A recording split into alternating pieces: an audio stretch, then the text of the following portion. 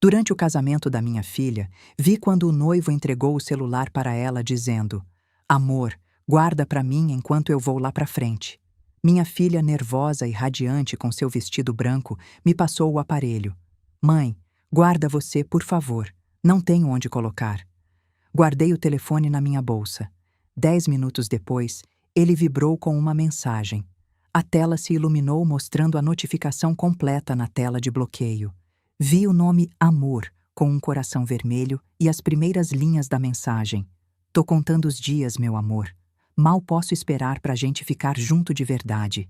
Meu coração começou a bater descontroladamente. Quem era essa mulher? Tentei desbloquear o celular e, para minha surpresa, não tinha senha. Gustavo era dessas pessoas confiantes que não colocavam segurança nos dispositivos. Subi na conversa e ali estava, uma mensagem de Gustavo de minutos antes. "Fica tranquila, amor. Eu caso com ela só pelo dinheiro da mãe. Em 6 meses, ela vai sofrer um acidente." Por que ele estava mandando mensagem para outra mulher chamando de amor? Por que falava em acidente? Com as mãos tremendo, continuei subindo na conversa procurando mais contexto. As palavras me gelaram o sangue. Ele tinha escrito dias atrás: "O plano continua de pé. A trilha de rapel vai ser perfeita. Ninguém vai questionar nada. O seguro paga automaticamente." E mais acima: 1,5 milhão, suficiente para os agiotas e pra gente. Vida nova, país novo. Levantei os olhos tremendo. Em poucos minutos, minha filha caminharia em direção ao altar. Com apenas minutos antes do "sim, eu aceito", enfrentei um dilema impossível: arruinar o dia mais importante da minha filha ou deixar que ela se casasse com seu futuro assassino.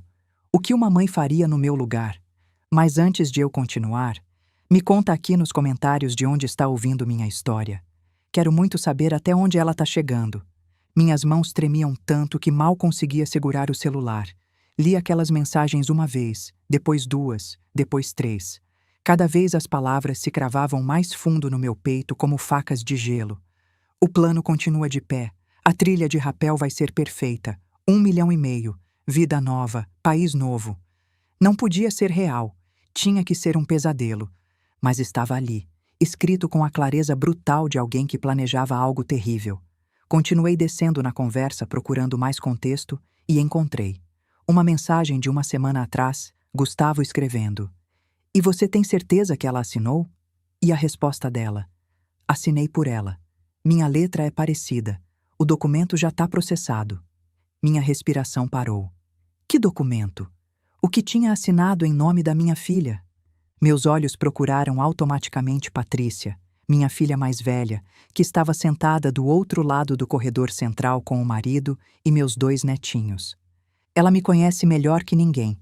Deve ter visto alguma coisa na minha cara, alguma coisa na forma como eu fiquei rígida no banco, porque imediatamente franziu a testa e me olhou preocupada.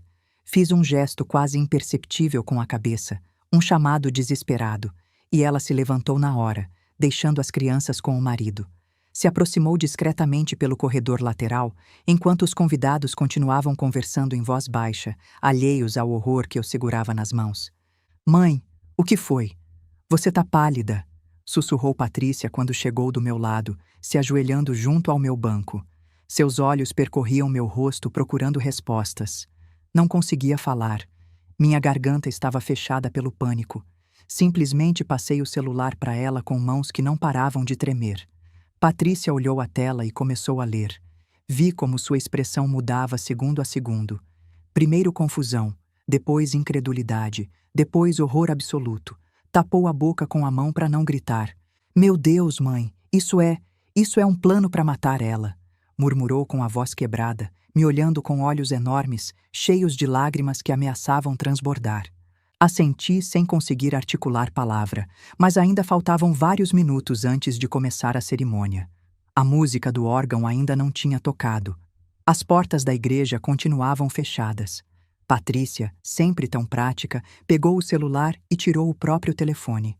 "Mãe, a gente precisa de provas", sussurrou com urgência. "Se a gente só mostrar isso, ele vai negar. Vai dizer que você manipulou. A gente precisa de backup." Seus dedos começaram a voar pela tela, fotografando as mensagens mais explícitas. a apólice, as fotos comprometedoras. Levou 3 minutos completos, 3 minutos que pareceram horas, enquanto eu só conseguia ficar ali sentada, paralisada, sentindo como meu mundo desmoronava. Patrícia continuava revisando o celular enquanto fotografava tudo. "Mãe, tem mais", sussurrou com a voz sufocada. "Conversas de semanas, planos específicos, eles falam da lua de mel, de uma trilha de rapel nas montanhas." Parou, leu mais alguma coisa e seu rosto perdeu toda a cor. "Diz que ele vai cortar a corda quando estiverem sozinhos, que ninguém vai suspeitar, que acidentes em montanha são comuns." Senti o ar abandonar meus pulmões. Patrícia continuava documentando tudo. "Tem uma apólice de seguro, R$ 1,5 milhão. Aqui tá a foto do documento." Me mostrou a tela enquanto fotografava. Era real. Um documento oficial de uma seguradora conhecida. A segurada era Fernanda. O beneficiário em caso de morte era Gustavo, designado como futuro cônjuge. A assinatura da minha filha estava ali embaixo, mas eu conhecia a assinatura da Fernanda como conhecia meu próprio rosto. Aquela assinatura era falsa. "Já falsificou a assinatura dela", sussurrou Patrícia, confirmando meus pensamentos. "Isso aqui tá datado de 2 semanas atrás." Continuou documentando. Tinha fotos íntimas de Gustavo com outra mulher. A data mostrava 3 dias atrás, 3 dias antes do casamento dele com minha filha. Patrícia fotografou todas. Depois encontrou algo que gelou o sangue de nós duas. Uma mensagem de Gustavo de 2 semanas atrás. "Mônica foi mais fácil. Essa aqui é mais inteligente, mas confia demais em mim. Esse é o erro dela." Mônica, a ex-esposa que supostamente se divorciou. Mas por que ele dizia que ela foi mais fácil? Patrícia terminou de enviar todas as capturas para o e-mail dela e para o marido. "Se acontecer alguma coisa, você tem as provas", escreveu para ele rapidamente. Depois me passou o celular de volta, já que Fernanda tinha deixado comigo. Bem quando Patrícia guardou o próprio telefone na bolsa, a música do órgão começou a tocar. Naquele momento exato, as grandes portas de madeira da igreja se abriram e todos os 200 convidados se levantaram. Meu coração deu um salto tão violento que achei que ia desmaiar ali mesmo. A marcha nupcial encheu o espaço sagrado com sua melodia linda e terrível. E ali estava ela, minha Fernanda, a menina que carreguei no ventre, que amamentei, que cuidei quando ficava doente, que consolei quando chorava, que ajudei a se tornar a mulher forte e independente que era hoje.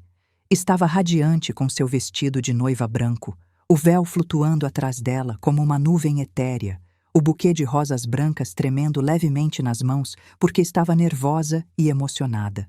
O sorriso dela era o mais lindo que eu tinha visto em anos. Pura felicidade, amor genuíno brilhando em cada traço do rosto. Ia de braço dado com o padrinho, meu irmão mais velho, que a olhava com orgulho e ternura. Fernanda avançava por aquele corredor forrado de pétalas brancas, sem saber absolutamente nada, sem ter a menor ideia de que o homem que a esperava no altar, o homem a quem estava prestes a jurar amor eterno, o homem com quem planejava construir uma vida e formar uma família, já tinha planejado a morte dela. Meus olhos se desviaram para o altar. Gustavo estava ali parado com seu terno preto impecável, o lenço de seda no bolso do paletó, o cabelo perfeitamente penteado para trás, aquele sorriso encantador que tinha conquistado minha filha 10 meses atrás. Parecia perfeito, bonito, emocionado, a imagem exata do noivo apaixonado esperando sua futura esposa. Mas eu agora sabia a verdade. Por trás daquela máscara de amor havia um predador calculista que já tinha planejado cada detalhe do assassinato da minha filha. E tinha alguém mais, alguém chamada Mônica, que aparentemente tinha sido mais fácil. O que isso significava? Ele já tinha feito isso antes? Patrícia continuava do meu lado, o próprio telefone na mão com todas as provas salvas. "Mãe", sussurrou com a voz tensa, "a gente tem menos de 3 minutos antes do sim aceito. Se a gente vai fazer alguma coisa, tem que ser agora." Fernanda continuava avançando pelo corredor, passo a passo, sorrindo, cumprimentando com a cabeça os convidados que choravam de emoção. Cada passo a aproximava mais do altar, mais de Gustavo, mais da morte dela. Patrícia e eu nos olhamos, e nos olhos dela vi o mesmo terror absoluto que eu sentia. Mãe, a gente tem que parar isso, disse com voz firme apesar do medo. Tem que parar agora. Mas minha mente estava paralisada. Como? Como você diz para sua filha no dia do casamento, na frente de 200 pessoas, que o homem que ela ama planeja assassiná-la? Como você destrói a felicidade dela, o sonho dela, o futuro dela num único momento? Mas a alternativa era pior, infinitamente pior. Se eu não fizesse nada, se deixasse esse casamento continuar, em 6 meses estaria enterrando minha filha. Fernanda chegou ao final do corredor. O padrinho beijou sua testa com ternura e colocou a mão dela na de Gustavo. O contato das mãos deles me deu náusea. Gustavo sorriu para Fernanda com aquele sorriso perfeito, e ela devolveu um sorriso cheio de amor e confiança absoluta. O padre abriu seu livro cerimonial e começou a sorrir, se preparando para dar início à cerimônia. Ela tinha razão. Em poucos minutos, se eu não agisse, minha filha estaria legalmente casada com seu futuro assassino. Mas uma voz na minha cabeça gritava todas as dúvidas e medos. E se ela não acreditar em mim? E se ela achar que estou inventando tudo porque nunca aceitei o Gustavo? E se ele conseguir convencê-la de que as mensagens são falsas, que eu manipulei tudo? Todo mundo sabe que nunca gostei daquele homem. Desde o primeiro dia senti que tinha alguma coisa errada. Falei para Fernanda e ela me chamou de ciumenta, controladora, incapaz de deixar ela ser feliz. Tivemos a pior briga das nossas vidas. Ameaçou me afastar da vida dela se eu continuasse sabotando a felicidade dela. Depois disso tive que calar, engolir cada instinto materno que gritava que aquele homem era perigoso só para não perder minha filha. E agora, se eu interrompesse esse casamento, Gustavo poderia usar tudo isso contra mim. Poderia me pintar como a mãe amarga e controladora que inventou um plano elaborado para arruinar o casamento da filha. Mas então lembrei daquela mensagem. Mônica foi mais fácil. Ele já tinha feito isso antes. Não era paranoia minha, não era invenção, era real. E eu tinha Patrícia como testemunha, minha filha contadora, analítica, respeitada. Ela tinha visto as mensagens, ela tinha criado o backup, eu não estava sozinha nisso. Mas enquanto esses pensamentos atravessavam minha mente como relâmpagos, meus olhos pousaram em Fernanda, parada ao lado de Gustavo na frente do altar. Meu bebê, minha filha, a menina que subia na minha cama nas noites de tempestade procurando proteção, a adolescente que chorava nos meus braços quando tinha o coração partido, a mulher que se tornou meu orgulho. E soube com clareza absoluta que não importava o que acontecesse depois. Não importava se ela me odiasse pelo resto da vida. Não importava se nunca me perdoasse. Eu tinha que salvá-la. Mesmo que isso significasse destruir a felicidade dela. Mesmo que isso significasse me tornar a vilã da história dela. Porque em 6 meses, quando Gustavo executasse o plano, eu não estaria ali consolando ela depois de um casamento arruinado. Estaria escolhendo o caixão onde ia enterrá-la. Me levantei com pernas que mal me sustentavam. Os convidados mais próximos se viraram para me olhar estranhando. Ninguém se levanta no meio de uma cerimônia de casamento. Mas eu já não conseguia pensar nas regras sociais. Patrícia se levantou junto comigo. Eu segurava o celular de Gustavo com as provas do plano de assassinato. Começamos a caminhar em direção ao altar. Como uma mãe deve se sentir quando tem que escolher entre a felicidade temporária da filha e a vida dela? Como você encontra coragem para destruir o dia mais importante de alguém que você ama? O que você teria feito no meu lugar? Fica comigo, porque o que aconteceu nos minutos seguintes mudaria nossas vidas para sempre, de maneiras que nunca imaginei possíveis. Deixa eu contar quem eu sou para vocês entenderem o peso da decisão que eu estava tomando naquele momento. Meu nome é Carmen. Tenho 62 anos. Sou viúva há 8 anos, desde aquele dia terrível em que meu marido Carlos sofreu um infarto fulminante no escritório e morreu antes da ambulância chegar. Não teve tempo para despedidas, não teve últimas palavras. Num momento estava vivo, no seguinte já não estava. Carlos morreu quando Fernanda tinha 20 anos e estava na faculdade, e Patrícia 24, recém-casada. Foi devastador para todas, mas especialmente para Fernanda, que era mais próxima do pai do que admitia. Talvez por isso procurasse essa figura masculina forte quando conheceu Gustavo anos depois. Me deixou sozinha, mas não desprotegida. Carlos trabalhou incansavelmente a vida inteira e construiu um patrimônio considerável: imóveis, investimentos, poupança. Quando morreu, descobri que tinha perto de 4 milhões de reais em ativos diversos. Segundo o testamento, 1 milhão foi para cada filha como herança direta. Os 2 milhões restantes ficaram para mim como viúva. Patrícia e Fernanda receberam a parte delas quando Carlos faleceu. Fernanda usou a herança para comprar seu apartamento e investiu uma parte. Patrícia investiu a dela com sabedoria. Mas eu administro meus 2 milhões discretamente. Gustavo nunca soube exatamente quanto nós tínhamos. Nenhuma das três. E isso foi intencional. Tenho sido cuidadosa com essa informação porque já vi muitas vezes como o dinheiro muda as pessoas, como atrai os urubus. Tenho 2 filhas que são minha vida inteira. Patrícia, a mais velha, tem 32 anos. Casou há 8 anos com um bom homem. Tem 2 filhos lindos de 4 e 6 anos e trabalha como contadora numa firma respeitada. É analítica, prática, a que pensa com a cabeça fria, mesmo em crise. E depois tem Fernanda, meu bebê, embora já tenha 28 anos. Fernanda sempre foi diferente, mais rebelde, mais independente, mais difícil de aconselhar. Enquanto Patrícia pedia minha opinião em tudo, Fernanda me desafiava constantemente. Mas eu a amava com a mesma intensidade. Criei as 2 praticamente sozinha porque Carlos trabalhava dia e noite construindo o negócio dele. Eu era quem levava na escola, quem revisava as lições de casa, quem consolava quando choravam, quem formava como mulheres. Depois que Carlos morreu, me dediquei completamente a elas. Paguei as melhores faculdades, pós-graduações, ajudei a se estabelecerem. Todo o dinheiro que Carlos deixou, eu usei para dar o melhor futuro possível para elas. Há 10 meses, Fernanda conheceu Gustavo numa conferência de negócios. Ele trabalhava com finanças, ou pelo menos era o que dizia. Era bonito, encantador, educado.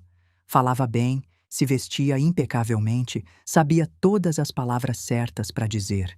O namoro deles foi intenso e acelerado. 4 meses depois de se conhecerem, Gustavo pediu ela em casamento.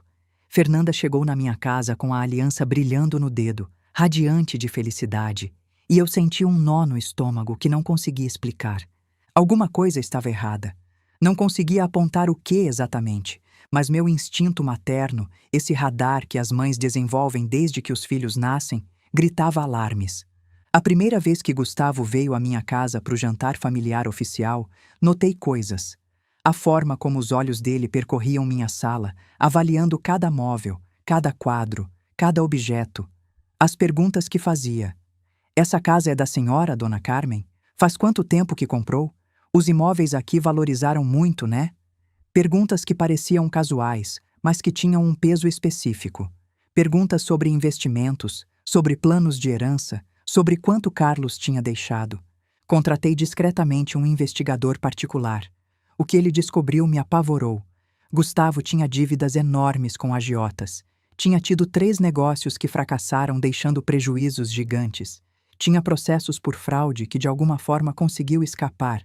Tinha um padrão de se relacionar com mulheres com dinheiro. O investigador também descobriu que Gustavo tinha sido casado brevemente 5 anos atrás com uma mulher chamada Mônica, mas segundo os registros públicos, o casamento terminou em divórcio depois de só 1 ano. Não tinha mais informação disponível sobre ela. Aparentemente se mudou para fora do país depois do divórcio. Quando confrontei Fernanda com essa informação sobre as dívidas, os negócios fraudulentos, o padrão com mulheres com dinheiro, ela explodiu. Me chamou de controladora, ciumenta, incapaz de ver ela feliz. Você sempre faz isso, mãe. Sempre acha alguma coisa ruim em qualquer homem que eu saio. Gustavo me ama. Ele não tá nem aí pro seu dinheiro. Você tá inventando coisas porque não aguenta que eu seja feliz sem você. Gritou com uma fúria que eu nunca tinha visto nela. Ameaçou me cortar da vida dela se eu continuasse sabotando a felicidade dela. Chorei durante dias depois dessa briga. Falei com Patrícia, que também tinha dúvidas sobre Gustavo, mas Patrícia me disse algo que me partiu. Mãe, se você pressionar mais, vai perder ela. Você conhece a Fernanda. Quanto mais alguém diz para ela não fazer alguma coisa, mais ela se agarra naquilo. Se você quer manter ela na sua vida, tem que calar e confiar que eventualmente ela vai ver a verdade. Então calei. Depois daquela briga terrível com Fernanda, dispensei o investigador. Já tinha gastado milhares de reais e a informação que ele encontrou só piorou minha relação com minha filha. Patrícia me convenceu de que se eu continuasse investigando Gustavo, Fernanda nunca ia me perdoar. Então parei. Em retrospecto, foi um erro. Se eu tivesse continuado investigando, talvez tivesse descoberto a verdade sobre Mônica antes do dia do casamento. Talvez tivesse descoberto que eles nunca se divorciaram, que ela morreu. Mas não descobri, e isso quase custou a vida da minha filha. Engoli cada instinto que me dizia que aquele homem era perigoso. Aceitei ir nas reuniões de planejamento do casamento com um sorriso na cara, enquanto por dentro morria de preocupação. Patrícia também calou, mas me reportava coisas que notava. Como Gustavo pressionava Fernanda para acelerar a data do casamento. Como insistia em saber detalhes específicos das finanças da família. Como convenceu ela a fazer um testamento deixando tudo para ele, porque é isso que casais que se amam de verdade fazem. Mas não podíamos dizer nada sem arriscar perder Fernanda completamente. Hoje cheguei nessa igreja com um nó no estômago que não me deixava respirar direito. Rezava para estar errada, para meu instinto pela primeira vez na vida estar falhando, para Gustavo realmente amar minha filha e minhas suspeitas serem só paranoia de mãe superprotetora. Mas então aquele celular vibrou na minha bolsa e descobri que não só eu estava certa, descobri que a realidade era 1000 vezes pior do que jamais imaginei. Se você está gostando dessa história, por favor se certifica que já está inscrita no canal.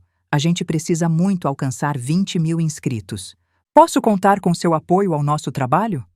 Os murmúrios encheram a igreja quando Patrícia e eu começamos a caminhar em direção ao altar. Os convidados mais próximos nos olhavam confusos.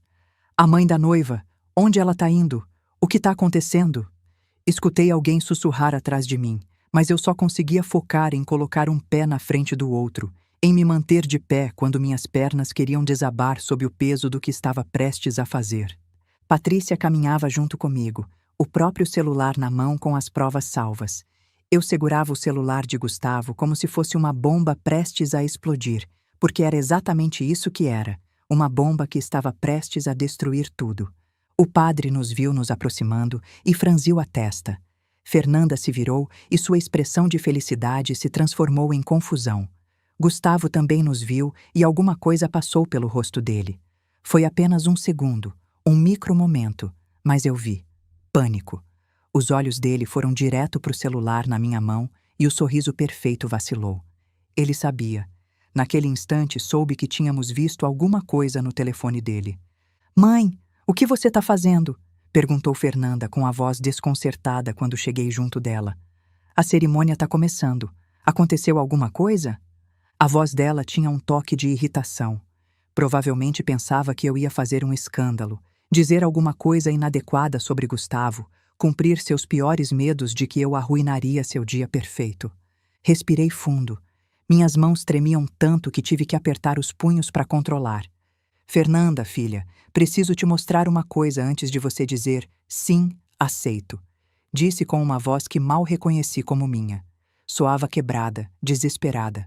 Gustavo deu um passo à frente com seu sorriso encantador intacto. "Dona Carmen, com todo respeito, esse não é o momento apropriado. A cerimônia está para começar. Se tem alguma coisa que a senhora quer discutir, a gente pode fazer depois." A voz dele era suave, razoável, a voz de um homem paciente lidando com uma sogra difícil. Mas Patrícia não deixou ele continuar. "Sim, é o momento, Gustavo, e é melhor você ficar quieto", disse com uma firmeza que me surpreendeu. Minha filha mais velha, sempre tão diplomática e calma, tinha os olhos acesos de fúria. O padre interveio claramente desconfortável. "Senhora, por favor, se há alguma objeção, deve ser apresentada de maneira apropriada e com razões válidas." Olhei para Fernanda direto nos olhos. "Tenho razões válidas, padre, razões que envolvem a vida da minha filha." O silêncio que seguiu foi absoluto. Todos os convidados estavam agora olhando para o altar. Fernanda me olhava com uma mistura de confusão e raiva crescente. "Mãe, do que você está falando? Que história é essa?" Levantei a mão que segurava o celular. "O celular de Gustavo", disse apontando para ele. "Ele esqueceu com você quando subiu para o altar. Você me deu para guardar." Fernanda olhou para o celular sem compreender ainda. Patrícia deu um passo à frente. Irmã, você precisa ler o que tem nesse telefone agora. Passou o celular para Fernanda e eu procurei as mensagens específicas, as que condenavam tudo.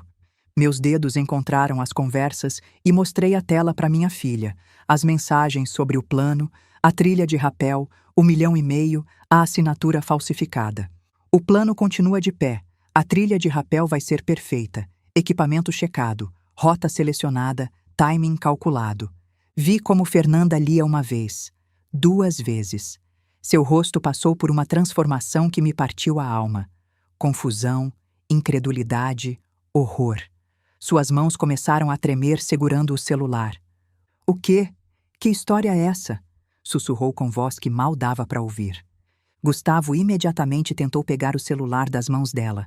Fernanda, meu amor, isso não é o que parece. Sua mãe tá mentindo, ela mexeu no meu celular. Mas Patrícia bloqueou o braço dele antes que pudesse tocar Fernanda. Não encosta nela. Se afasta da minha irmã agora mesmo, disse com voz de aço. Fernanda continuava olhando a tela, descendo pela conversa, lendo mais e mais mensagens. A respiração dela acelerava, o rosto perdia toda a cor. Patrícia interveio mostrando o próprio celular. Eu também tenho todas as capturas, disse com firmeza. Fotografei todas, estão no meu e-mail, no e-mail do meu marido. Não tem manipulação nenhuma. Essas são mensagens do seu telefone, com seu número, com data e hora originais. O padre se aproximou com expressão preocupada. Patrícia mostrou a tela para ele. O pobre homem leu e ficou pálido. Santo Deus, murmurou. Isso é um plano para... Não conseguiu terminar a frase.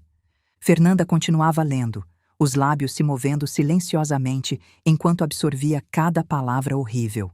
Os convidados se levantavam dos bancos tentando ver o que estava acontecendo. O murmúrio crescia. O que está acontecendo? O que a noiva está lendo? Por que a mãe interrompeu? Então Fernanda encontrou as mensagens mais explícitas, os planos detalhados.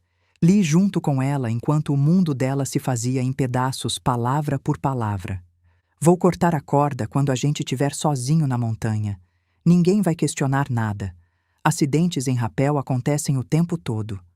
Fernanda soltou um som sufocado. Suas pernas vacilaram e eu a segurei pelo braço. Continua lendo, filha, disse com voz suave, mas firme.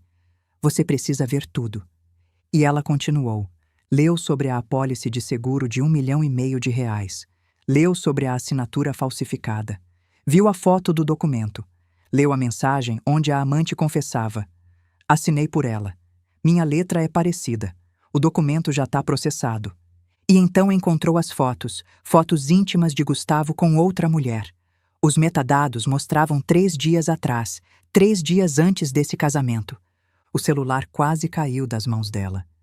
Quem é ela? Perguntou Fernanda com a voz rasgada, levantando os olhos para Gustavo. Quem é essa mulher? Gustavo tentava manter a compostura, mas estava falhando.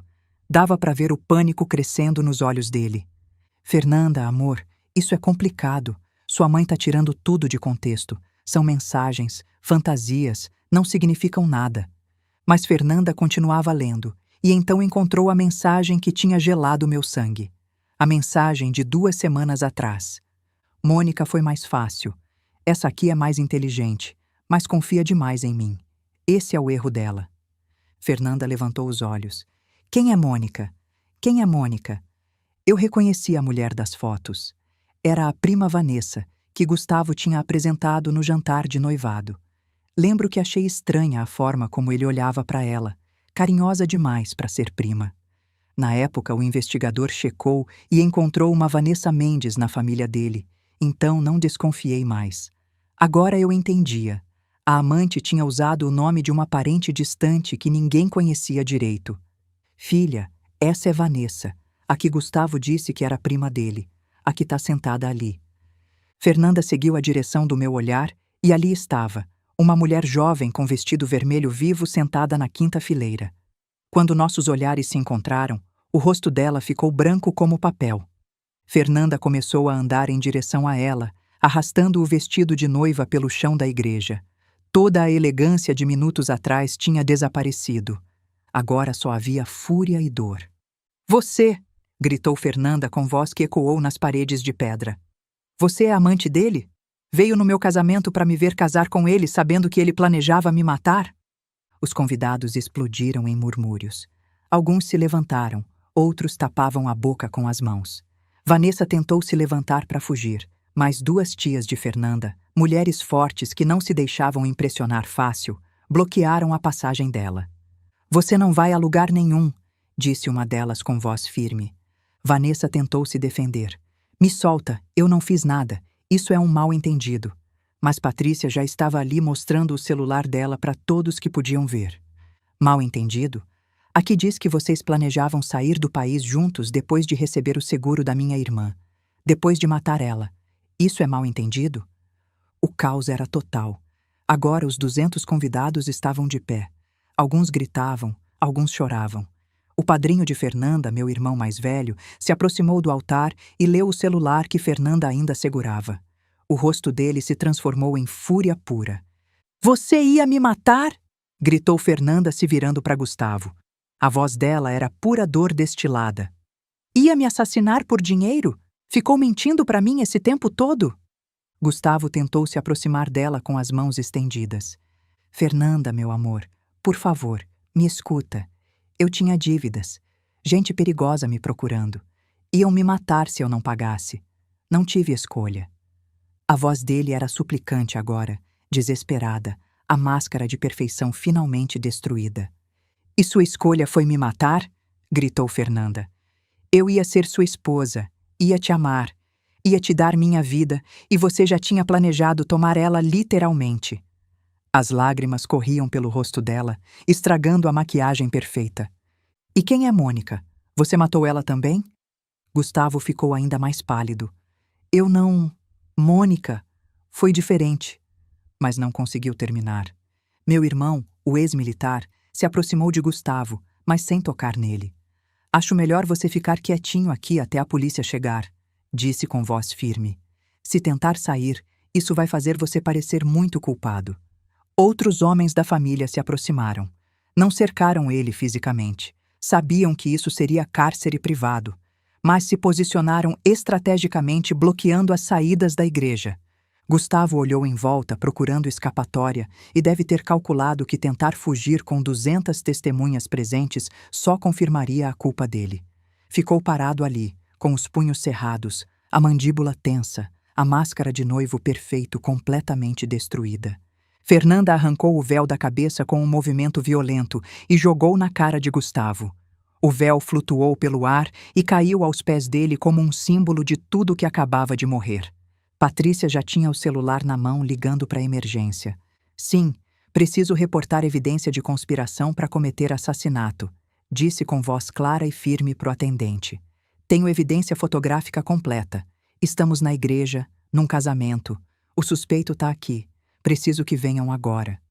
Fernanda desabou. Literalmente as pernas pararam de sustentá-la e ela desabou no chão da igreja com o vestido branco se espalhando ao redor dela como uma nuvem.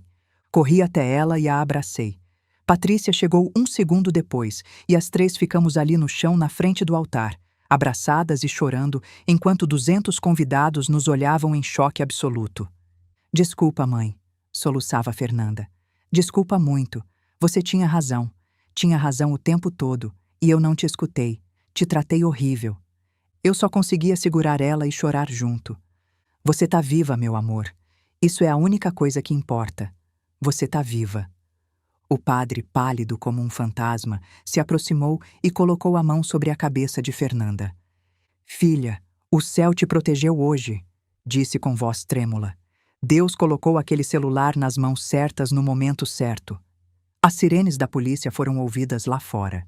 Menos de 10 minutos depois, entraram 4 policiais com uniformes e coletes. Patrícia se levantou imediatamente e mostrou o celular dela com toda a evidência fotografada. Os policiais leram, trocaram olhares e um deles falou pelo rádio em voz baixa. Depois de vários minutos, se aproximaram de Gustavo. Senhor Mendes, precisamos que o senhor venha conosco à delegacia para responder algumas perguntas sobre evidências que recebemos relacionadas a ameaças e conspiração. Não prenderam ele formalmente ainda. Não tinham mandado. Mas Gustavo soube que não tinha escolha. Se recusasse, só confirmaria a culpa na frente de 200 testemunhas. Isso é ridículo, murmurou, mas foi com eles. Também pediram que Vanessa os acompanhasse para dar o depoimento. Ela gritou e tentou resistir. Isso não tem nada a ver comigo, só vim num casamento. Mas acabou cedendo quando explicaram que resistir seria considerado obstrução de justiça. Tiraram eles da igreja. Gustavo com o terno de noivo, mas sem algemas ainda. Vanessa com o vestido vermelho. Os convidados gravavam tudo com os celulares, os flashes das câmeras enchiam o espaço. O escândalo seria total. Isso estaria nos noticiários antes do dia terminar. Mas eu não me importava. Nada disso importava. Minha filha estava viva. Eu tinha salvado ela. Tinha destruído o casamento dela, o sonho dela, a felicidade dela. Mas tinha salvado. Você já teve que tomar uma decisão impossível onde qualquer opção te destrói? Onde não tem resposta certa, só tipos diferentes de dor? Às vezes o amor significa destruir o que você mais ama para salvar. Você teria tido a coragem de fazer o que eu fiz? Não me deixa agora porque as consequências daquele dia mal tinham começado a se revelar. Os primeiros dias depois daquele altar se tornaram um pesadelo que parecia não ter fim. Levei Fernanda para minha casa e instalei ela no antigo quarto, que eu mantinha exatamente como ela deixou quando se mudou. Os pôsteres da faculdade ainda nas paredes, os livros na estante, o ursinho de pelúcia na cama. Pensei que talvez aquilo desse algum conforto para ela, alguma lembrança de tempos mais simples. Mas Fernanda mal notava onde estava. Entrou naquela cama completamente vestida, com o vestido de noiva amassado e sujo, e não se mexeu. Não falou, não comeu. Só ficou deitada olhando para o teto com olhos vazios. Patrícia e eu nos revezávamos para ficar com ela. Nunca deixávamos sozinha. Tínhamos medo do que ela poderia fazer se deixássemos. O trauma de descobrir que o homem que você amava planejava te assassinar é algo que eu nem consigo começar a compreender. Durante as primeiras 2 semanas, Fernanda não disse uma única palavra. Só chorava. Lágrimas silenciosas que corriam pelo rosto dia e noite até que eu achei que ela ia desidratar. Tentava dar água, sopa, qualquer coisa. Às vezes ela tomava um gole só porque eu insistia, mas na maior parte do tempo só negava com a cabeça e virava para a parede. Patrícia ficou na minha casa com os 2 filhos. As crianças de 4 e 6 anos não entendiam o que estava acontecendo, mas sabiam que a tia Fernanda estava triste. Entravam no quarto dela com os brinquedos tentando animar. Tia Fer, quer brincar? Perguntava o mais velho oferecendo o dinossauro favorito.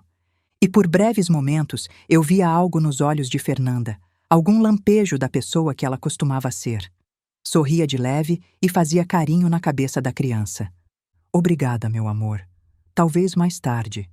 Esses pequenos momentos eram a única coisa que me dava esperança. Depois de 1 mês desde o dia do altar, Fernanda começou terapia. Encontrei uma psicóloga especializada em trauma que vinha à minha casa porque Fernanda não conseguia nem pensar em sair. As sessões eram devastadoras. Eu sentava do lado de fora do quarto e conseguia ouvir o choro de Fernanda através da porta. Enquanto isso, a investigação policial avançava. Gustavo foi preso formalmente 2 dias depois do incidente na igreja, assim que os peritos forenses verificaram a autenticidade das mensagens do celular e conseguiram o mandado judicial correspondente. Vanessa foi presa no dia seguinte. Patrícia tinha entregado toda a evidência digital que salvou naquele dia. As capturas de tela, as fotos, tudo. Os detetives designados para o caso eram 2 homens sérios que vieram à minha casa durante os primeiros 3 meses para entrevistar Fernanda várias vezes. Ela teve que reviver tudo enquanto eles tomavam notas. Os detetives pediram acesso completo ao celular de Gustavo e o que encontraram foi ainda pior do que imaginávamos. Conversas com agiotas, homens perigosos que tinham emprestado grandes quantias de dinheiro para negócios que nunca existiram de verdade. Gustavo devia quase R$1 milhão para eles, e esses não eram bancos com processos legais organizados, eram homens que cobravam suas dívidas com violência. Nas mensagens, Gustavo tinha proposto um acordo. Ele conseguiria o dinheiro do seguro de vida da futura esposa e pagaria a parte deles em troca de perdoarem as dívidas e deixarem ele em paz. Os agiotas tinham aceitado. Eram cúmplices diretos no plano de assassinato. Também encontraram algo que mudou completamente a investigação. Gustavo tinha sido casado antes com Mônica Salazar, algo que meu investigador particular tinha encontrado, mas só como um divórcio breve nos registros. O que não sabíamos era que Mônica nunca tinha se divorciado. Mônica tinha morrido. Gustavo tinha falsificado documentos de divórcio para esconder a morte dela. Por quê? Porque Mônica tinha caído da varanda do apartamento no 10º andar 5 anos atrás. A investigação da época concluiu que era um acidente doméstico. Mônica supostamente estava limpando as janelas quando perdeu o equilíbrio. Mas agora, com essa nova evidência, os detetives decidiram reabrir aquele caso. Mônica também tinha uma apólice de seguro de vida de R$ 500 mil e o beneficiário tinha sido Gustavo como marido dela. Quando Fernanda soube disso durante os primeiros 3 meses, teve uma crise completa. Tinha outra antes de mim. Ele já fez isso antes, já matou alguém e se safou, e eu ia ser a próxima. Gritava entre soluços incontroláveis. Tive que chamar um médico de urgência, que receitou sedativos fortes só para ela conseguir dormir. A imprensa descobriu a história. Não sei como, mas descobriu. Suponho que alguém dos 200 convidados falou, ou talvez algum policial vazou informação. De repente, tinha repórteres acampados na frente da minha casa, câmeras apontando para as minhas janelas, ligando para minha porta a toda hora. As manchetes estavam em todo lugar. Mãe heróica para casamento segundos antes do sim aceito ao descobrir plano de assassinato. Noivo planejava matar noiva por herança milionária. O celular que salvou uma vida. Tive que colocar cortinas grossas em todas as janelas. Patrícia contratou segurança particular para manter os repórteres fora da minha propriedade, mas o estrago estava feito. A história era pública, e Fernanda agora não só lidava com o trauma do que quase aconteceu, mas também com a humilhação pública de que todo mundo conhecia a história dela. Gustavo tentou contatar ela da cadeia preventiva, onde estava enquanto esperava o julgamento. Ligações que foram bloqueadas automaticamente, mas ele também mandava cartas durante os primeiros 4 meses. Cartas que de alguma forma conseguiam chegar à minha caixa de correio. Eu interceptava todas antes de Fernanda ver. Eram manipuladoras no sentido mais vil da palavra. Meu amor, isso tudo é um mal-entendido terrível. As mensagens eram só fantasias. Eu nunca ia te fazer mal. Você é o amor da minha vida. Sua mãe é paranoica. Ela manipulou tudo. Por favor, vem me visitar. Preciso te explicar. Te amo de todo o coração. Cada carta me dava náusea. Esse homem que tinha planejado friamente o assassinato da minha filha, agora jogava a carta do noivo mal compreendido. Queimava todas sem Fernanda saber que existiam. Patrícia, com sua eficiência característica, contratou os melhores advogados criminalistas que conseguiu encontrar. Gastou uma fortuna das próprias economias. Esse monstro vai pagar, irmã. Te prometo, vai apodrecer na cadeia pelo que tentou fazer com você. Disse para Fernanda com determinação férrea durante aqueles primeiros meses difíceis. Fernanda estava processando não só o horror de quase ser assassinada, mas também a vergonha de ter sido tão completamente enganada. Como eu não vi os sinais, chorava repetidamente na terapia. Como pude ser tão burra, tão cega?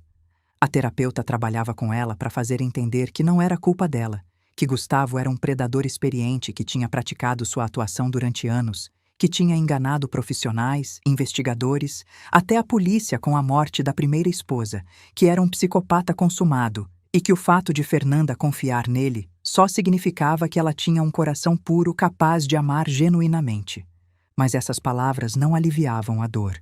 Numa das sessões, a terapeuta pediu para Fernanda revisar o relacionamento, procurando sinais que tinha ignorado, e Fernanda começou a lembrar.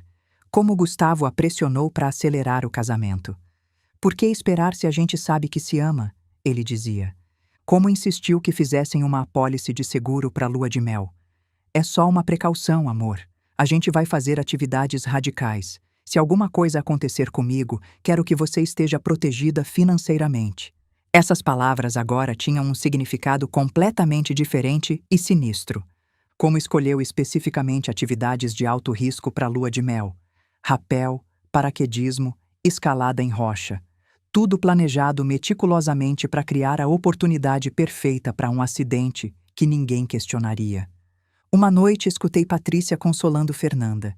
Estava na cozinha preparando chá quando as vozes chegaram da sala.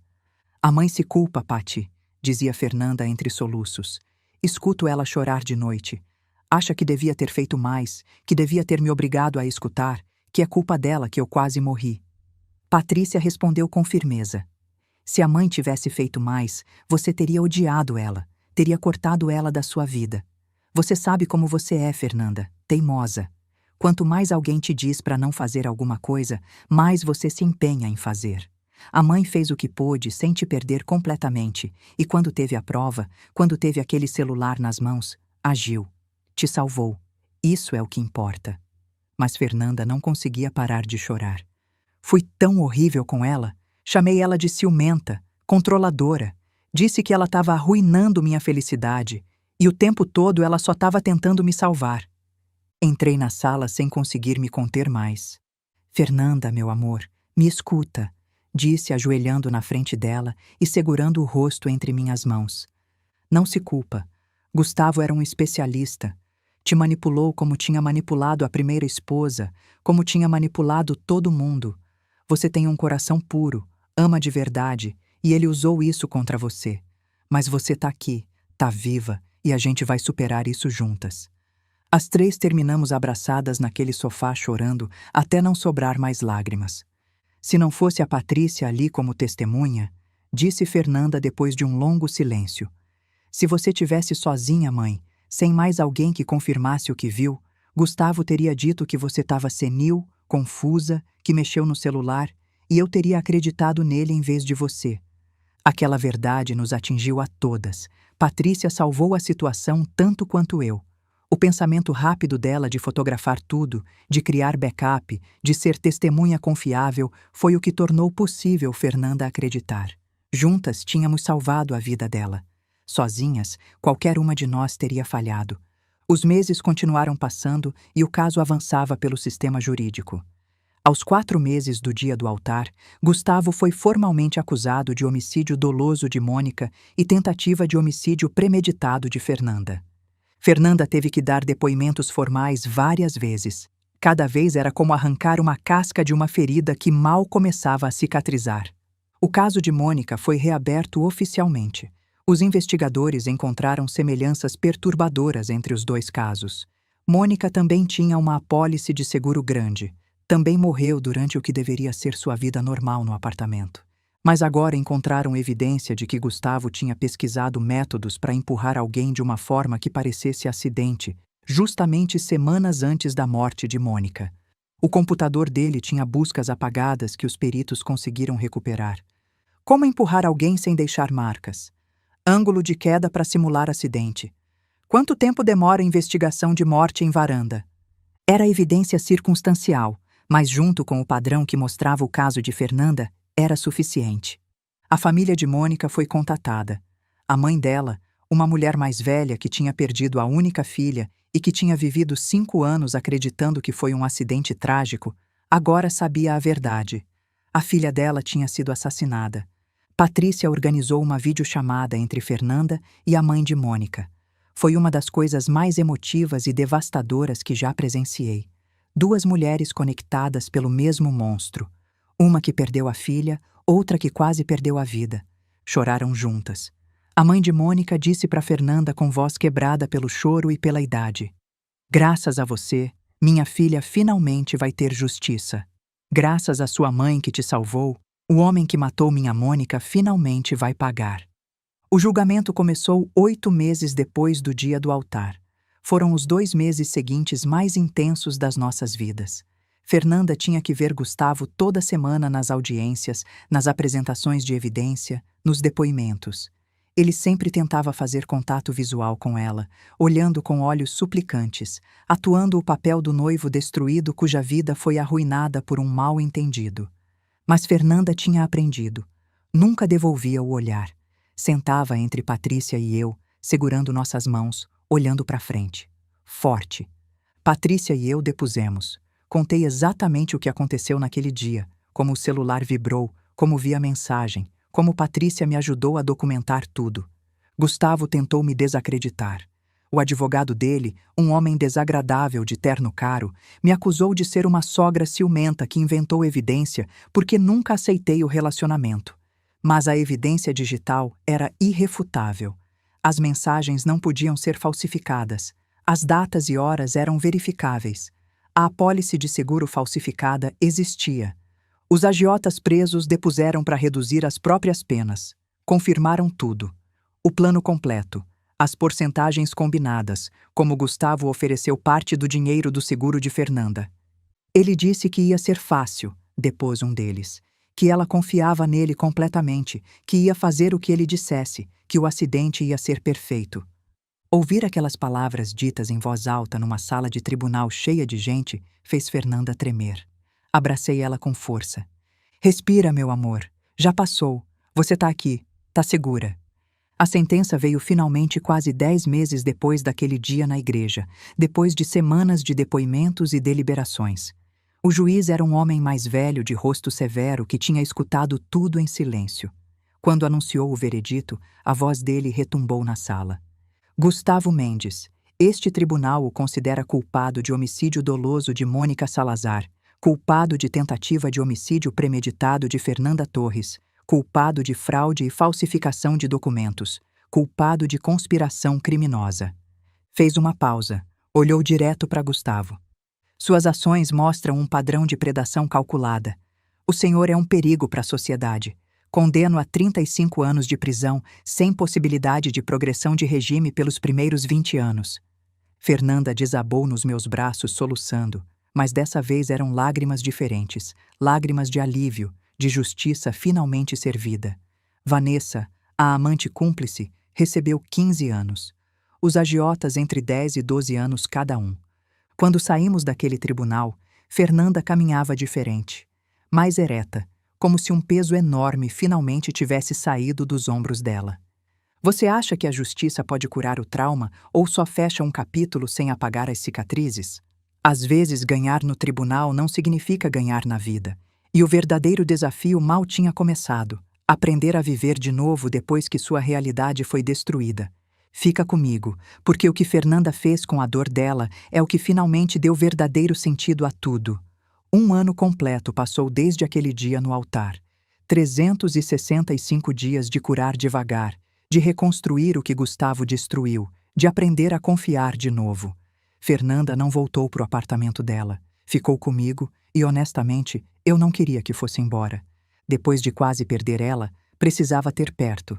Ver a cara dela toda manhã quando descia para tomar café era um lembrete de que eu tinha salvado ela, de que as decisões impossíveis que tomei naquele dia valeram cada lágrima, cada momento de dúvida. Patrícia continuava vindo todo domingo com as crianças. Tínhamos desenvolvido uma rotina. Eu cozinhava um banquete completo e comíamos juntas no quintal. As crianças brincavam. Fernanda corria atrás delas rindo. E nesses momentos, vendo minhas 2 filhas juntas, vendo meus netos felizes, sentia uma paz profunda que não tinha experimentado em anos. Mas também via as mudanças em Fernanda. A forma como se sobressaltava com barulhos fortes, como verificava as fechaduras das portas 3 vezes antes de dormir, os pesadelos que ainda a acordavam algumas noites gritando. O trauma não desaparece com uma sentença judicial. Fica, vive no seu corpo, nas suas reações, nos seus medos. A terapia continuou. Fernanda ia 2 vezes por semana religiosamente e devagar, muito devagar, comecei a ver lampejos da mulher que ela costumava ser. Começou a sorrir mais fácil, a fazer piadas, a se interessar por coisas além do próprio trauma. Começou a ler de novo. Livros de autoajuda no começo, depois romances, depois artigos sobre psicologia do trauma e manipulação. Se tornou obcecada em entender o que tinha acontecido com ela. Não só com ela, mas como pessoas como Gustavo funcionavam, como podiam ser tão convincentes, tão encantadores, tão mortalmente perigosos. É como se eles tivessem um manual, me disse uma vez enquanto líamos juntas na sala. Todos usam as mesmas táticas. aceleram o relacionamento, te isolam da família, te fazem duvidar do próprio julgamento. E quando você percebe, já tá presa. Tinha dor na voz dela, mas também algo novo. Compreensão. E com a compreensão veio algo que eu não esperava.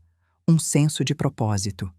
Um dia, Fernanda desceu para tomar café com uma pasta cheia de papéis. Tinha aquela expressão que eu reconhecia de quando ela era criança e tinha uma ideia que a empolgava. Mãe, preciso conversar com você sobre uma coisa, disse sentando na minha frente com café quente nas mãos. Tenho pensado muito sobre o que aconteceu comigo, sobre Mônica, sobre quantas mulheres tem por aí em relacionamentos com homens como Gustavo, sem saber o perigo que correm. Escutei enquanto ela expunha o plano. Queria fundar uma organização sem fins lucrativos dedicada a ajudar mulheres em relacionamentos manipuladores ou abusivos. Não só abrigos ou linhas de ajuda, embora isso também, mas educação, prevenção. Ensinar mulheres jovens como reconhecer os sinais de um predador antes de se envolver demais. Vou chamar de sinais de amor tóxico, disse com olhos brilhantes. Vou dar palestras em faculdades. Vou usar minha história completa, sem vergonha, sem me esconder. Porque se minha experiência horrível puder salvar pelo menos uma mulher de passar pelo mesmo, então valeu a pena.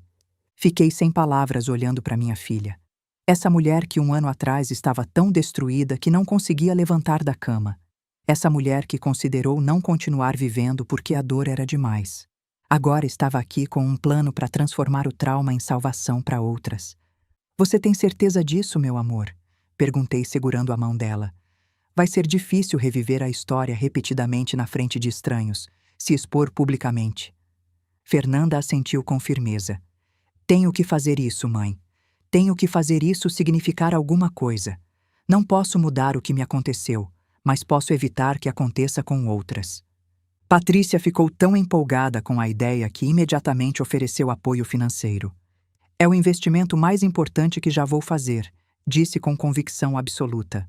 Vou bancar os primeiros 2 anos completos de operação, escritório, materiais, pessoal, tudo. Entre as 3 desenhamos o programa. Fernanda seria a cara visível, a que conta a história. Patrícia cuidaria das finanças e da parte administrativa. Eu ajudaria com a logística e seria parte da equipe de aconselhamento, compartilhando a perspectiva de uma mãe que quase perdeu a filha. Mas isso levou tempo, não foi imediato. Durante o 2º ano depois do altar, nos dedicamos ao planejamento. Patrícia trabalhando na estrutura legal, conseguindo o status de organização sem fins lucrativos. Eu ajudando com a pesquisa de programas similares. Fernanda se preparando emocionalmente para contar a história publicamente. Levou 8 meses para conseguir todas as licenças, arrumar o espaço, contratar a equipe inicial. A primeira palestra de Fernanda foi 2 anos e meio depois do dia do altar. Nessa altura, ela já tinha processado suficientemente o trauma para falar publicamente sem desmoronar. A primeira palestra foi numa faculdade. Fui escutar ela sentada no fundo do auditório com Patrícia. Ver minha filha subir naquele palco na frente de 200 estudantes jovens, pegar o microfone e começar a contar a história sem vergonha, de cabeça erguida, me fez chorar. Meu nome é Fernanda, e há 2 anos e meio eu estava a 10 minutos de casar com um homem que planejava me assassinar. Começou. O silêncio naquele auditório era absoluto. E então ela falou. Contou tudo para eles. Como conheceu Gustavo, os sinais que ignorou, como a mãe tentou avisar, como reagiu com raiva, como quase custou a vida dela. Vocês provavelmente acham que são inteligentes demais para cair numa coisa dessas, disse olhando direto para a plateia. Eu também achava. Tenho mestrado, trabalho em empresa grande, me considerava independente e forte. E mesmo assim, um predador experiente conseguiu me manipular completamente porque é isso que eles fazem. São especialistas, praticaram durante anos. E as vítimas deles não são mulheres fracas ou burras. São mulheres normais que tiveram o azar de cruzar com um monstro. Depois passou a ensinar os sinais específicos. Como manipuladores aceleram relacionamentos. Como te isolam da família fazendo você acreditar que ninguém te entende como eles. Como criam dependência emocional e financeira. Como te fazem duvidar do próprio julgamento. No final da palestra tinha uma fila de estudantes esperando para falar com ela. Algumas choravam. Sua história abriu meus olhos, disse uma menina jovem com voz trêmula. Meu namorado faz exatamente o que você descreveu. Acelera tudo, me afasta das minhas amigas. Eu achava que era porque ele me amava muito, mas agora vejo que são táticas de controle. Fernanda abraçou ela. Termina esse relacionamento hoje. Não espera para ver o que acontece. Se você vê os sinais, se afasta. A menina assentiu chorando, e eu soube naquele momento que Fernanda tinha encontrado a verdadeira vocação dela. As palestras se multiplicaram devagar durante aquele segundo e terceiro ano. Fernanda recebia convites de faculdades, empresas, organizações comunitárias. A história dela começou a viralizar nas redes sociais. Jornais entrevistaram ela, programas de TV convidaram. E com cada aparição, mais mulheres se aproximavam com as próprias histórias. Mulheres que estavam em relacionamentos perigosos e que a história de Fernanda deu coragem para sair. Mulheres que reconheceram os sinais a tempo graças ao que aprenderam nas palestras dela. Mãe, olha isso, me disse Fernanda uma noite mostrando o celular cheio de mensagens. Essa mulher me escreveu que largou o namorado depois de escutar minha palestra. Investigou e descobriu que ele tinha passagens por violência que tinha escondido dela. Se tivesse casado com ele, nem quero pensar no que teria acontecido. Li a mensagem com lágrimas nos olhos. Minha filha estava salvando vidas. Estava transformando seu pior pesadelo num farol de esperança para outras. Patrícia expandiu o financiamento durante o terceiro ano. Contrataram mais pessoal. Abriram uma linha de ajuda 24 horas. Criaram materiais educativos. Fizeram parcerias com abrigos de mulheres. A organização cresceu mais rápido do que esperávamos. Um dia, enquanto preparava o jantar, Fernanda entrou na cozinha e me abraçou por trás. Obrigada, mãe, disse suavemente. Por que, meu amor? Perguntei me virando para olhar para ela. Por me salvar. Por ter a coragem de arruinar meu casamento. Por confiar no seu instinto quando eu dizia que você estava louca. Por ser forte o suficiente para fazer o mais difícil.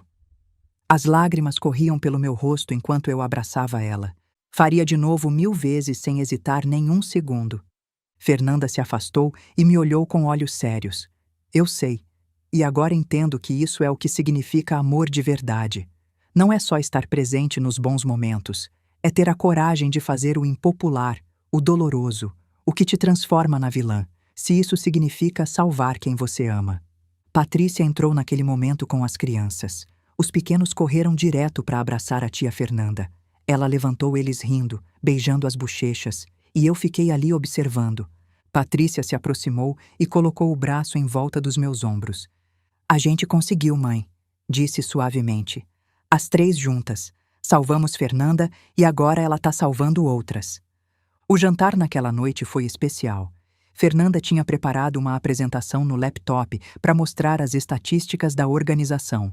No primeiro ano e meio de operação, tinham ajudado diretamente 150 mulheres a sair de relacionamentos perigosos. As palestras dela tinham alcançado mais de 8.000 pessoas. As mensagens de agradecimento não paravam de chegar. Olha esse, disse mostrando um e-mail. Era de uma mãe cuja filha tinha assistido uma das palestras de Fernanda. Minha filha reconheceu os sinais que a senhora descreveu no namorado dela. A gente investigou e descobriu que ele tinha sido casado antes e a ex-esposa tinha medida protetiva por violência. Graças à sua coragem de compartilhar sua história, minha filha está segura. Fernanda leu a mensagem com a voz emocionada. Patrícia e eu olhávamos para ela com orgulho indescritível. Essa era minha filha, a que quase perdi, a que salvei, e agora ela salvava outras. As crianças, alheias à profundidade da conversa, brincavam com os brinquedos embaixo da mesa. A inocência delas era um bálsamo, um lembrete de que a vida continua, que existe bondade e pureza no mundo, apesar dos monstros que também existem nele. Irmã, tenho tanto orgulho de você, disse Patrícia com a voz embargada de emoção. Você pegou a pior coisa que te aconteceu na vida e transformou em algo lindo, em algo que está salvando vidas. Fernanda pegou a mão de Patrícia e depois a minha. Vocês me salvaram. A mãe por ter a coragem de interromper meu casamento. Patrícia por ser minha testemunha, por documentar tudo, por garantir que não desse para negar a verdade. Agora eu salvo outras. É um ciclo. O amor salvou minha vida e agora eu uso minha vida para salvar outras. Brindamos naquela noite. Vinho para as adultas e suco para as crianças. Brindamos pela vida, pela família, pela coragem de fazer o difícil, pelas segundas chances. E enquanto olhava em volta da minha mesa, cheia das pessoas que mais amava no mundo, pensei naquele dia 4 anos atrás. Naquele celular vibrando na minha bolsa. Naqueles 10 minutos antes do sim, aceito. Na decisão impossível que tive que tomar. Tinha destruído o casamento da minha filha. Tinha arruinado o dia perfeito dela. Tinha feito ela chorar na frente de 200 pessoas. Tinha destroçado os sonhos dela num único momento. E faria de novo sem pensar, sem hesitar. Porque esse é o amor de mãe. Amor que salva mesmo tendo que destruir primeiro. Amor que protege mesmo quando te odeia por isso. Amor que nunca jamais desiste. Você já teve que escolher entre ser amado e fazer o certo? Já teve que se tornar o vilão da história de alguém para salvá-lo de si mesmo? O verdadeiro amor às vezes significa exatamente isso. E acredita em mim, o final dessa história vai te mostrar por que cada lágrima, cada momento de dor valeu absolutamente a pena. Estamos agora 4 anos depois daquele dia no altar. Hoje é domingo de novo e estou no meu quintal preparando a mesa para nossa janta semanal.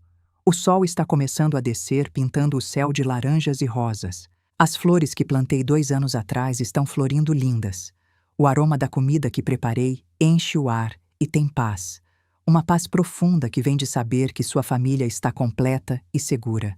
Escuto risadas lá de dentro da casa. Os filhos de Patrícia, agora de 8 e 10 anos, correm pela sala brincando. Fernanda está com eles, perseguindo e fazendo rir com aquelas gargalhadas puras que só crianças têm. Patrícia chega com o marido carregando vasilhas com sobremesa. Mãe, fiz seu favorito, diz-me beijando na bochecha. Pudim de leite condensado. Fernanda sai para o quintal com as crianças penduradas nos braços. Está radiante. O cabelo brilha no sol. O sorriso é genuíno e chega aos olhos. Essa é a Fernanda que quase perdi. A que salvei. A que se salvou depois, transformando a dor em propósito. Senta do meu lado e pega minha mão. Mãe, preciso te mostrar uma coisa, diz com emoção contida. Tira o celular e me mostra um vídeo. É de uma das palestras recentes numa faculdade grande. O auditório está completamente lotado. Estudantes sentados nos corredores, gente de pé na parte de trás, todas escutando atentamente enquanto Fernanda conta a história. No final, ovação de pé, lágrimas em muitos rostos. Mas olha isso, diz passando para os comentários do vídeo que foi publicado online. Milhares de comentários. Sua história salvou minha vida. Reconheci esses sinais no meu relacionamento e saí a tempo. Obrigada pela sua coragem de compartilhar isso. Minha mãe tentou me avisar sobre meu namorado e eu não dei ouvidos, igual você. Depois de ver isso, finalmente escutei. Fernanda tem lágrimas nos olhos.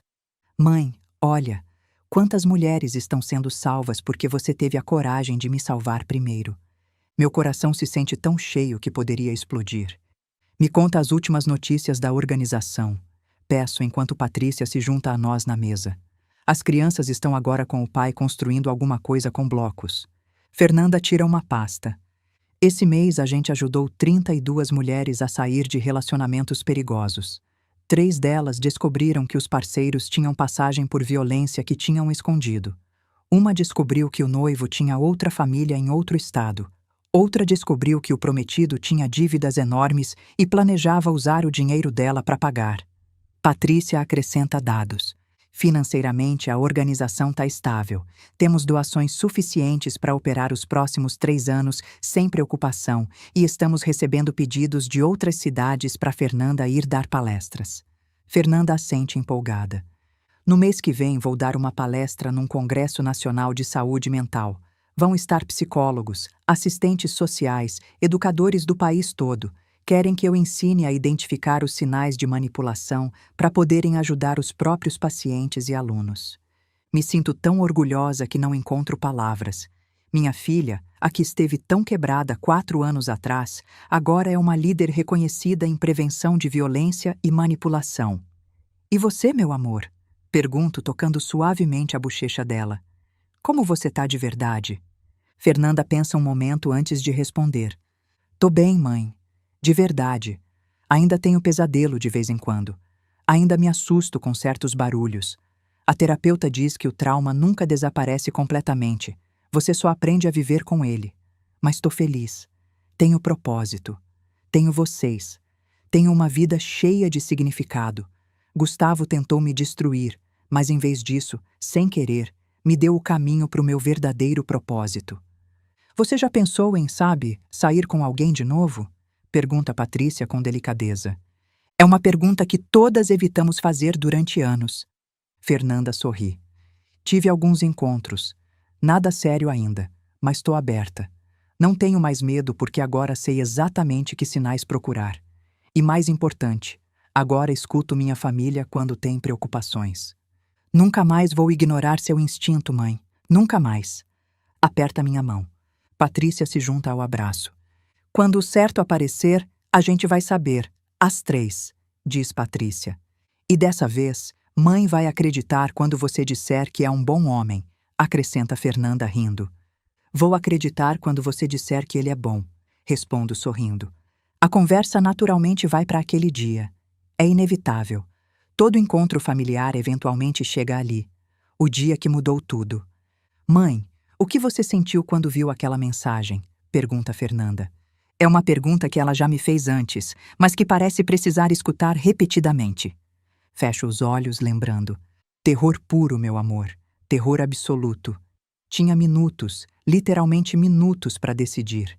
Sabia que se eu te mostrasse aquele celular, seu dia perfeito ia ser destruído. Seu sonho do casamento lindo ia virar pesadelo.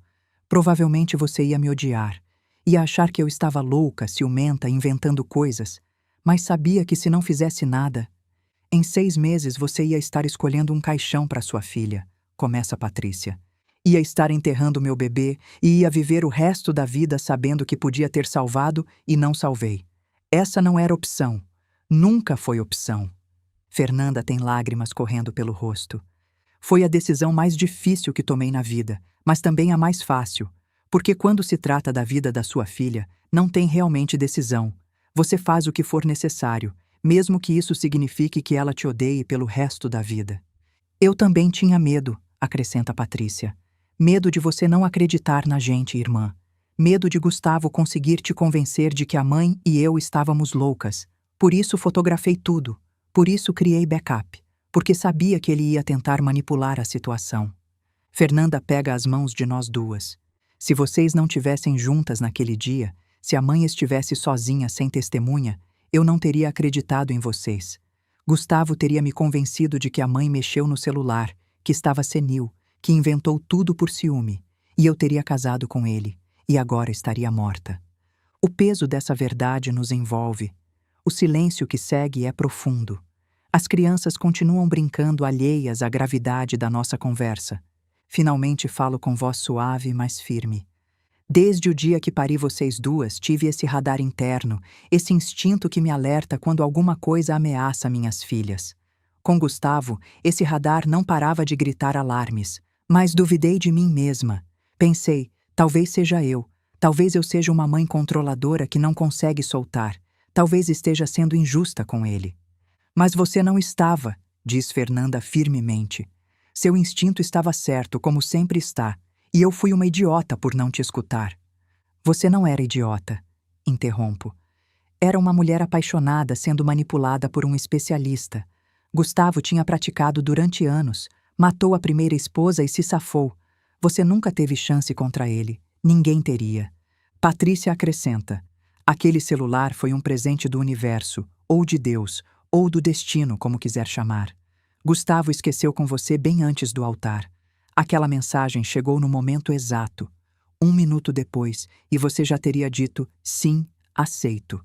Fernanda assente.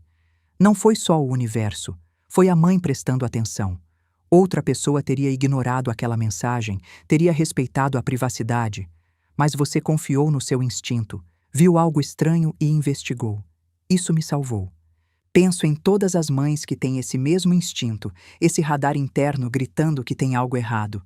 Mães que são chamadas de controladoras, intrometidas, ciumentas, incapazes de largar. Mães cujos filhos não escutam até ser tarde demais.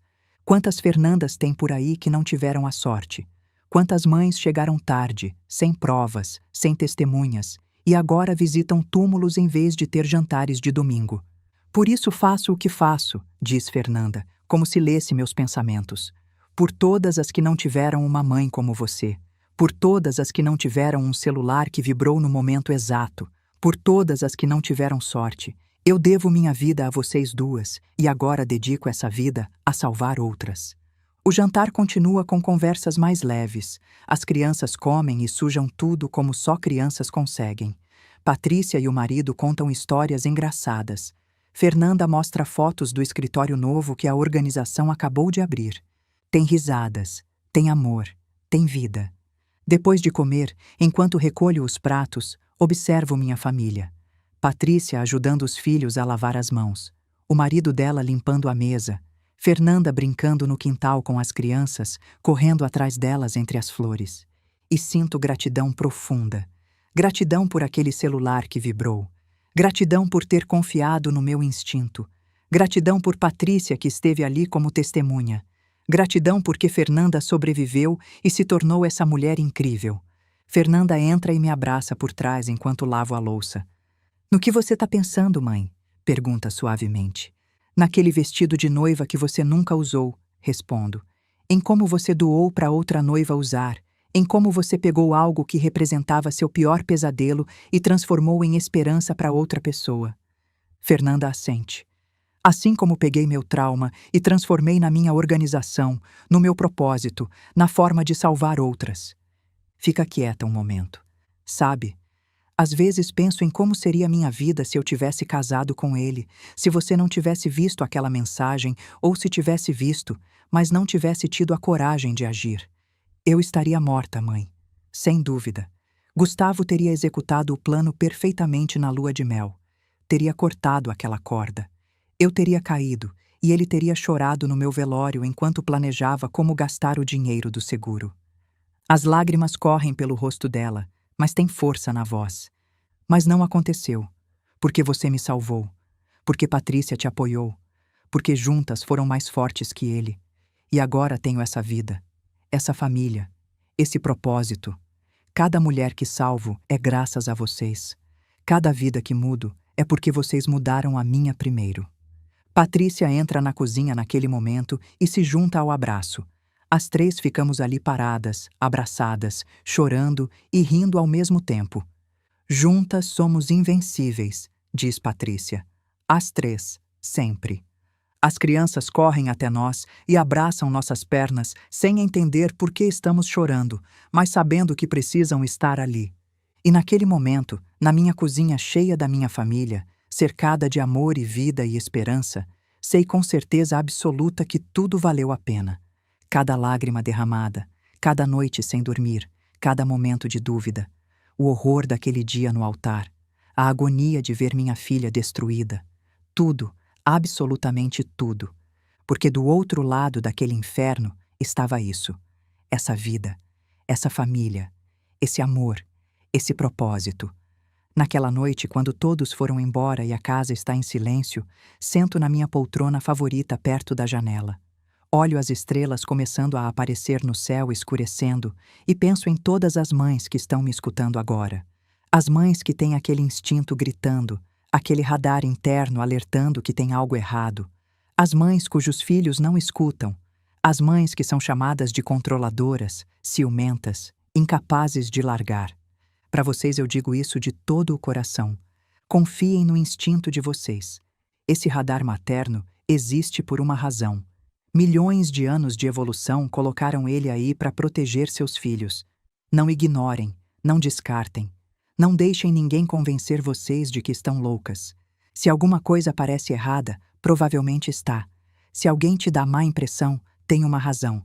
Seu cérebro está processando sinais que sua mente consciente não consegue articular ainda. Escutem ele, e se tiverem que tomar uma decisão difícil, se tiverem que se tornar a vilã da história do seu filho para salvá-lo, se tiverem que destruir a felicidade temporária para proteger a vida, Façam sem hesitar, sem se desculpar. Porque o amor verdadeiro às vezes significa exatamente isso. Significa ter a coragem de fazer o impopular, o doloroso, o que te transforma no inimigo, se isso significa que a pessoa que você ama continua viva. Aquele celular vibrou no momento exato em que minha filha me entregou. Alguns diriam coincidência. Eu digo que foi intervenção divina, o universo me dando a ferramenta que eu precisava para salvar minha filha. Mas a verdade mais profunda é essa. Eu estava pronta para lutar pela minha filha desde o momento em que ela nasceu. Aquela mensagem só me deu as armas para a batalha mais importante da minha vida. E Patrícia, minha filha mais velha, foi meu escudo e minha testemunha. Juntas salvamos Fernanda. Juntas provamos que o amor de família é mais forte que qualquer predador. Não pude evitar que Fernanda conhecesse Gustavo. Não pude evitar que se apaixonasse por ele. Não pude evitar que sofresse. Mas evitei que ela casasse com ele. Evitei que morresse. E às vezes, isso é a única coisa que uma mãe pode fazer. Estar presente, estar alerta, estar pronta para aquele momento em que a verdade finalmente se revela. Para aquele momento em que tem que agir, não importa o custo. Alguns me disseram que arruinei o casamento da minha filha.